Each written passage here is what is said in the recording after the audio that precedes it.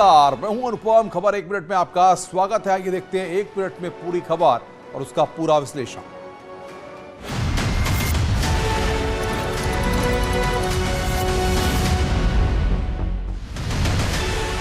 भ्रष्टाचार पर बड़ी कार्रवाई करते हुए उत्तर प्रदेश के मुख्यमंत्री योगी आदित्यनाथ ने उत्तर प्रदेश के डीजीपी को पद से हटा दिया है। मुकुल गोयल को काम में लापरवाही को लेकर पद से हटा दिया गया।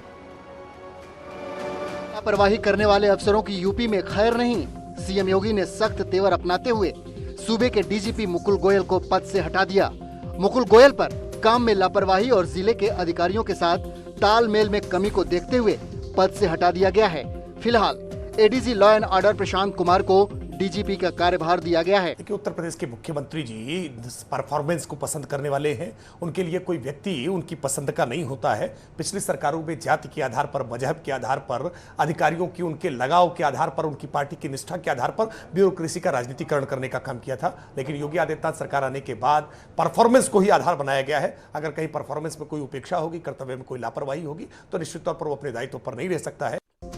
मुकुल गोयल पर आरोप है कि वो मीटिंग में आने से कतराते थे, साथ ही छुट्टियां भी ज्यादा लेते थे।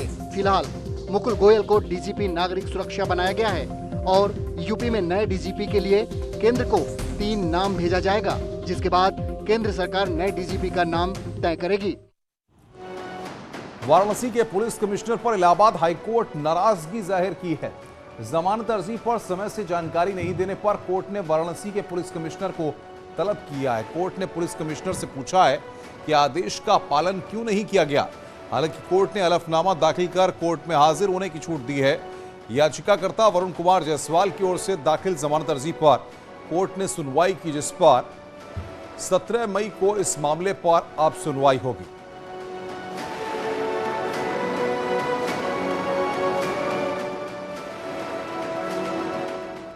ताजमहल या राजमहल, ये सवाल इसलिए उठ रहे हैं कि राजसमंद की सांसद दिया कुमारी ने दावा किया है कि शाहजहां ने जयपुर राजघराने के पैलेस पर कब्जा कर ताजमहल बनवाया। ताजमहल विवाद में राजस्थान की राजसमंद की सांसद दिया कुमारी ने बड़ा दावा किया है। दिया कुमारी का दावा है कि ताजमहल की जमीन जयपुर राज परिवार की है। शाहजहां ने जबरदस्ती राजघराने की जमीन पर कब्जा किया है। ये जो प्रॉपर्टी है ये पैलेस था और शाहजहां ने इस पे कब्जा किया और उस समय तो क्या है कि सरकार उन्हीं की थी। दिया कुमारी ने कहा कि जब शाहजहां ने जयपुर परिवार का पैलेस और जमीन ली थी उस समय मुगल सरकार थी, इसलिए उसका विरोध नहीं कर सके। उस समय ऐसा कोई कानून नहीं था कि उसके खिलाफ अपील कर सकते या उसके विरोध में कुछ कर सकते। कमरे खोले जाने चाहिए। कुछ कमरे हैं जो बंद है, कुछ पार्ट है ताजमहल का जो बंद है, सील्ड है, उस पर डेफिनेटली इंक्वायरी होनी चाहिए, उसको खोलना चाहिए। दिया कुमारी के दावे के बाद बयानों की बौछार शुरू हो गई है। हिंदू संगठनों से लेकर मुस्लिम धर्मगुरुओं ने भी दिया के बयान पर प्रतिक्रिया जाहिर की है। राजसमंद की सांसद के दावे के बाद हिंदू संगठनों के साथ मुस्लिम धर्म गुरुओं की प्रतिक्रियाएं आने लगी हैं। ताजमहल पर दिया कुमारी के बयान के बाद हिंदू संगठनों ने खुशी जाहिर की। जयपुर राजघराने की संपत्ति है।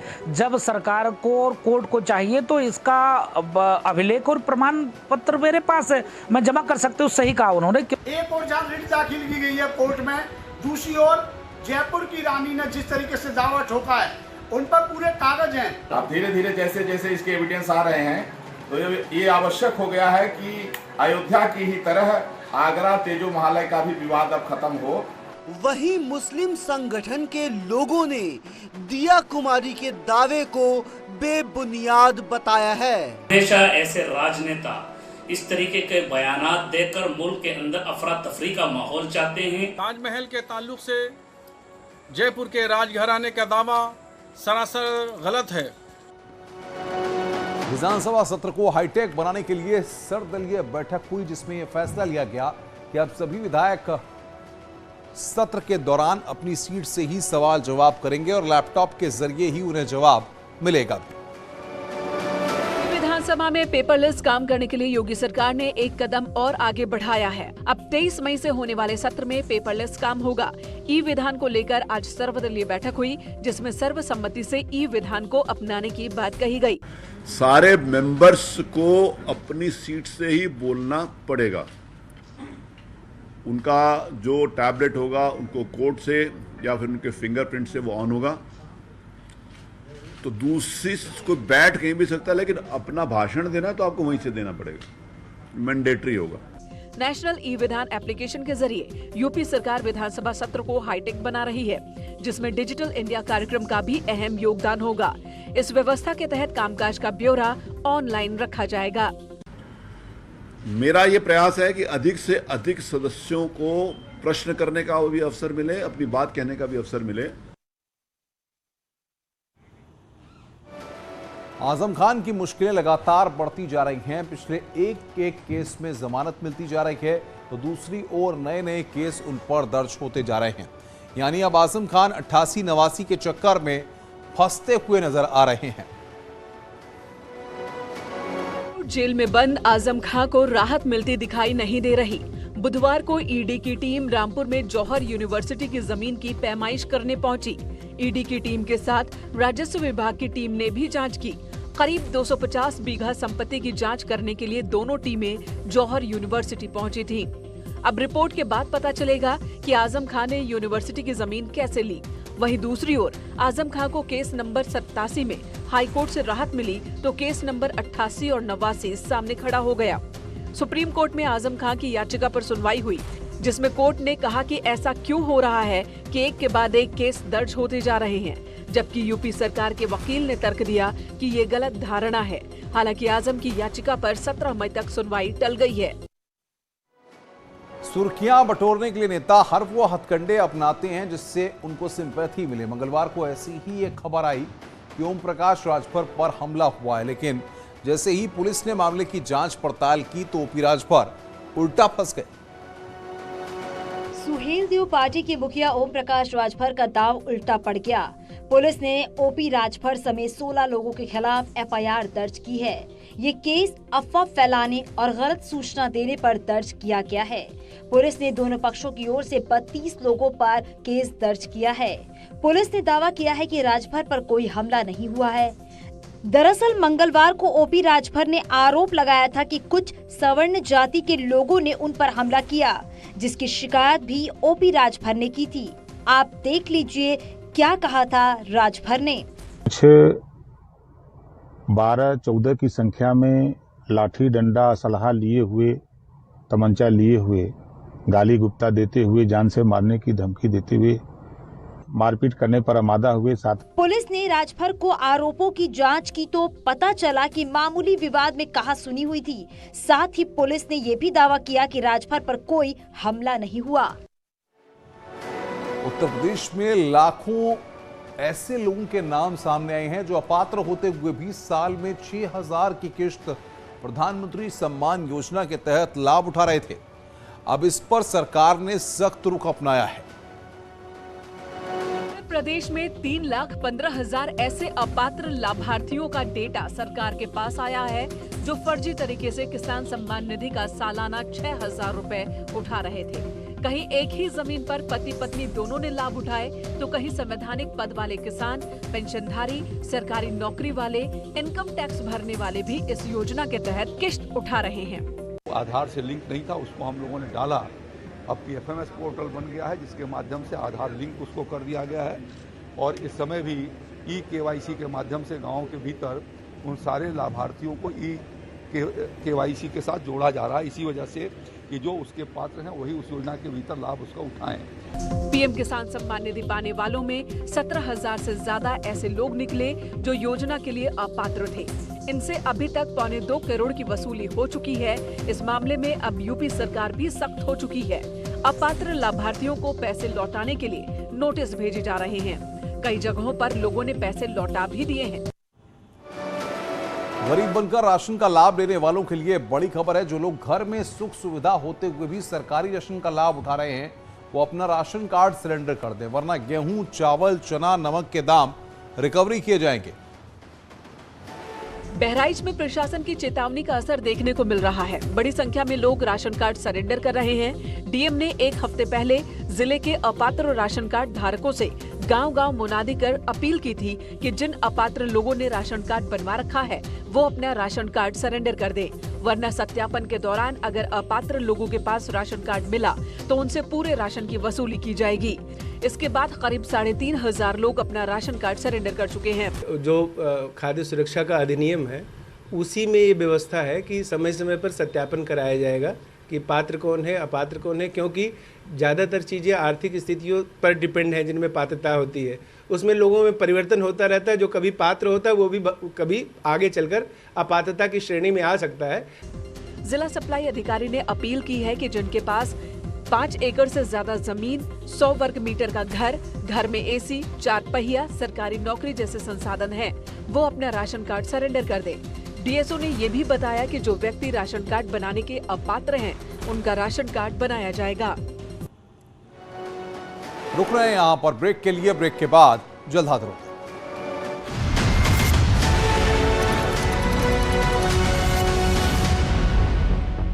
कोशिश, पुलिस बैरक की छत से कूदने की कोशिश।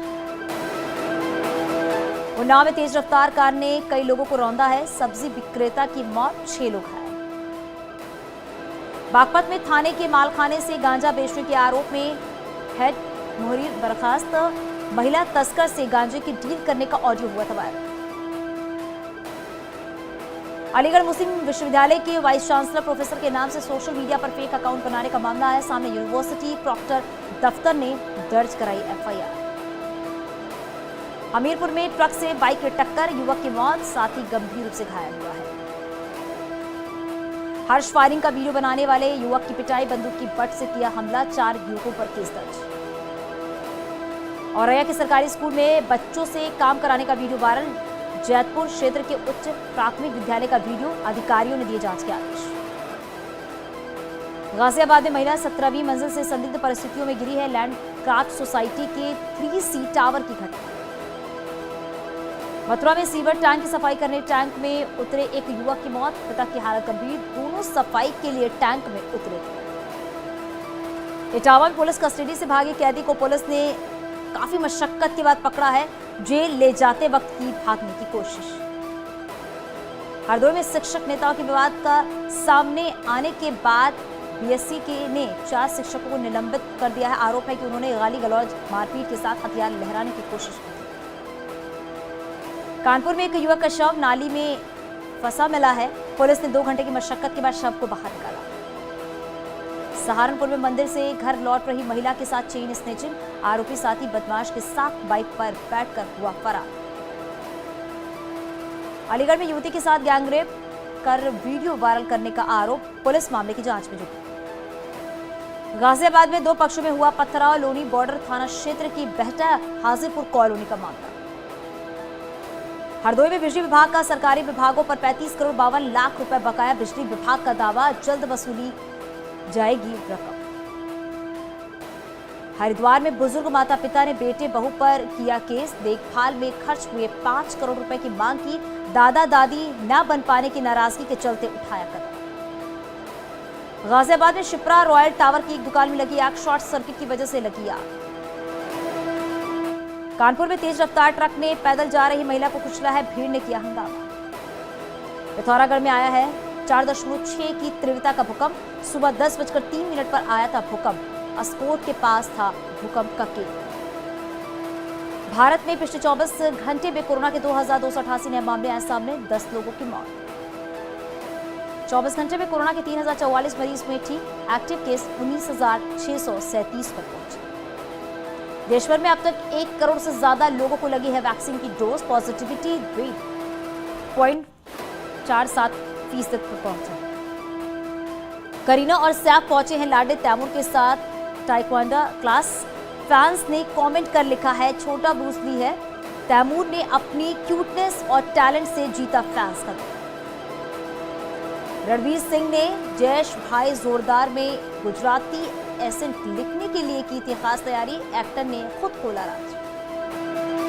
ईशा देओल ने समुद्र किनारे रिएक्ट किए हैं धूम मोमेंट्स और एक्ट्रेस का सादगी भरा अंदाज देखने को मिला है। फैंस ने जमकर तारीफ की है। पापा की तरह सीधी सादी और मस्त। अर्जुन कपूर की 15 महीने में फैट टू फिट जर्नी देखकर फैंस हुए हैरान। बोले गर्लफ्रेंड मलाइका अरोड़ा का है कमाल। युजवेंद्र चहल की पत्नी धनश्री फैशन में बड़ी हीरोइनों को भी देती है टक्कर। लहंगा पहन किया है जबरदस्त डांस। फैंस बोले तुम जैसा कोई नहीं। उर्फी जावेद ने गोवा में जमकर की पार्टी। दोस्तों संग चिल करती नजर आई है। पार्टी का मस्ती भरा वीडियो सोशल मीडिया पर वायरल।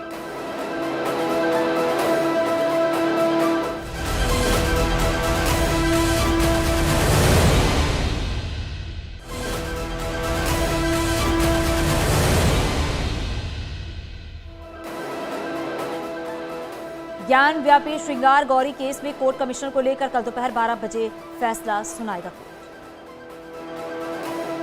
हिंदू पक्ष की मस्जिद परिसर में जाने, मस्जिद में ताला खुलवाने की मांग। ज्ञान व्यापी केस में हिंदू पक्ष ने कहा कि हम गलत हुए तो याचिका वापस लेंगे। मंदिर निकला तो दूसरा पक्ष बाहर जाए। ताजमहल को लेकर बीजेपी सांसद राजकुमारी दिया का बड़ा दावा। जयपुर के पूर्व राज परिवार की जमीन पर शाहजहां ने किया था कब्जा। कोर्ट की जांच के बाद सामने आएंगे तथ्य। आजम परिवार को एक और झटका। पत्नी तंजीम फातिमा और बेटे अब्दुल्ला आजम के खिलाफ गैर जमानती वारंट कोर्ट में पेश नहीं होने पर जारी हुआ वारंट। आजम खां की याचिका पर सुप्रीम कोर्ट की टिप्पणी। कहा एक के बाद एक दर्ज किए गए नवासी केस, ऐसा क्यों? अब 17 मई को होगी सुनवाई। रामपुर में आजम खां की पत्नी तंजीम फातिमा और बेटे अब्दुल्ला आजम के खिलाफ गैर जमानती वारंट। 2